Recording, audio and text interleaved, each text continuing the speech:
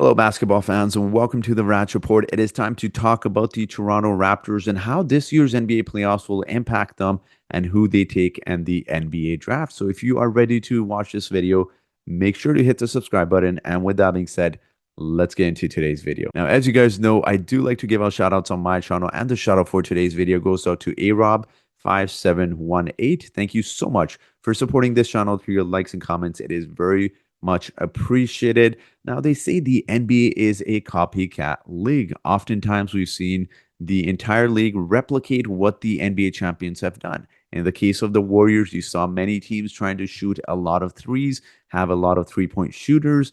When we saw, the Toronto Raptors, for example, lose to the Boston Celtics in the semifinals, a change they decided to make because something that hurt them in the semifinals was having switchable defenders. That's why they went with the 6'8", 6'9" vision, where they could have their center, power forward, small forward, kind of switch into different positions because they felt like the league was trending towards a league where you no longer needed 7-foot centers. So now the NBA playoffs have become very interesting because it hasn't followed the exact prototype that has worked for several years in the past. For example, the Big Three era is no longer doable, not only because of salary implications, but that no longer wins you basketball because of how much it hurts your team depth. Now, taking a look at two teams in particular, I want to talk about the OKC Thunder, who have made the finals. And at the time of the recording, the Pacers lead the Knicks 3-2, and they should be expected to make the finals as well. I want to focus on those two teams in particular and talk about some stats in the playoffs and how they'll impact the Raptors and who they take with the ninth overall pick. So taking a look at playoff stats here and assists per game, you look at the Indiana Pacers averaging 27.9 assists amongst playoff teams. They lead all playoff teams in that category, but a team behind them, just two spots below, is the OKC Thunder, who averaged 25.3 assists per game. Now, you're probably asking yourselves, what does this have to do with anything? It's the fact that isolation scoring no longer wins you basketball. You see, the New York Knicks aren't even on the list. That's how far down they are. Well, it's quite obvious when you talk about, New York Knicks and why they made the Eastern Conference Finals. They've made it because individually, when you compare their players to the Indiana Pacers, I think 10 out of 10 people will tell you if you compare each position, the New York Knicks are individually very talented, but isolation basketball no longer wins you basketball in the playoffs like it used to. And even for an OKC Thunder team, that has the MVP, Shai Gilgeous-Alexander, they need to play a lot of team basketball as well, even though they could just tell him to go out and just play ISO basketball every single possession, but they know and understand how winning in the playoffs works as compared to in the past. I also want to focus a little bit on isolation scoring as well. So taking a look at this stats here, again, playoff teams, a team that had the most possession, isolation possession, Boston Celtics, Los Angeles Lakers, the Clippers, Miami Heat, and the Knicks are the top five team. The two teams that are about to make the finals, the OKC Thunder ranked much lower, and the Indiana Pacers even more so. So what does this tell you? Isolation scoring isn't the way to go moving forward. And for a Toronto Raptors team that has Darko, really implementing that team first basketball, really moving the ball, that is going to benefit them as well. But even just taking a look at a team like the Cleveland Cavaliers that average 55% from the field in isolation scoring, which is great. Yet they lost to the Indiana Pacers pretty quickly. Now you can blame injuries, you can, whatever excuses you want to make, but their case for losing was simple. They had a guard that wasn't able to spread the floor, that wasn't a good quarterback, that wasn't able to run an efficient offense. When you look at Indiana Pacers, they're able to run an efficient offense. And I think that's why they've kind of surprised a lot of people because they, don't have a superstar player. As good as Tyrese has been, he isn't a superstar player. He's a really good all-star player. But the one thing he has done in this playoffs is just really spread the floor, have his guys involved, and obviously the coach deserves a lot of credit as well, but also just get his teammates involved as well.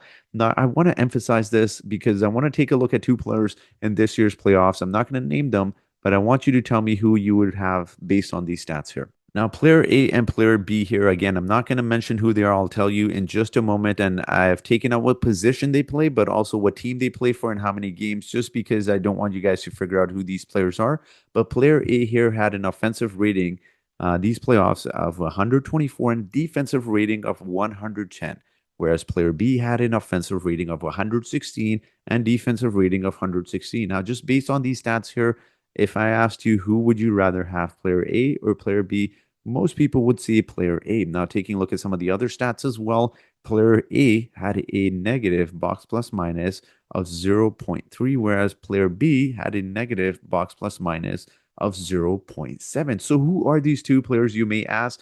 These players are no other than Rudy Gobert and Andrew Nemhard. Now, I know the question you may be asking is, what does this have to do with anything? Well, we're talking about positional need, and that's what I think the Toronto Raptors will focus on. So, as oftentimes, as you know, I can't list you the amount of draft mock videos I've seen where they keep having someone like Malawach drafted to the Toronto Raptors because he's Masai's prototype. You have to understand that the Toronto Raptors have actually changed their approach to the kind of players they drafted. If you take a look at the last couple of first round picks they have drafted, it has been Greedy Dick and Jacoby Walter. In fact, the Toronto Raptors passed on a Masai prototype in Yves Missy last season to draft Jacoby Walter. Now, why is that, you may ask? For one simple reason and one simple reason only. When I talked about those stats, when I talked about those two players, it's pretty much to indicate, for someone like Rudy Gobert, come on, obviously gets a lot of comparisons to him being a good defensive center.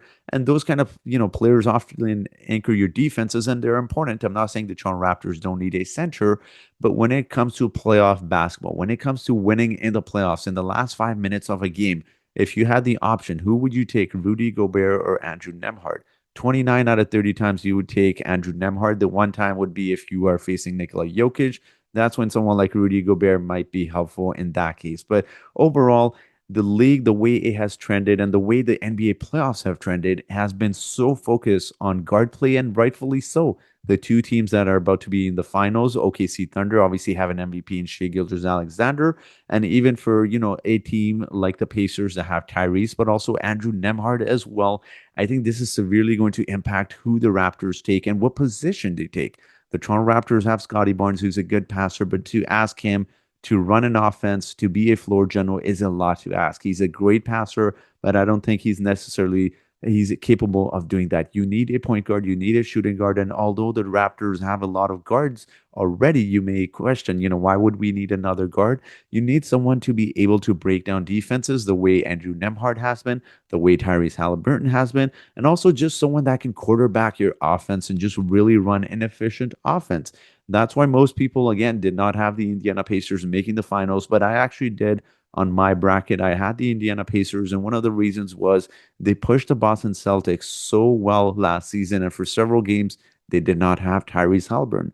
That was one of the reasons I had the Pacers making the finals as well. So I think it's important to know when it comes to the NBA draft, do not be surprised when the Toronto Raptors draft a guard. I've been looking at Kasparas Yakachonis a lot, and that is one of the several reasons. Actually, I've been looking at Igor a lot. I've mentioned him several times.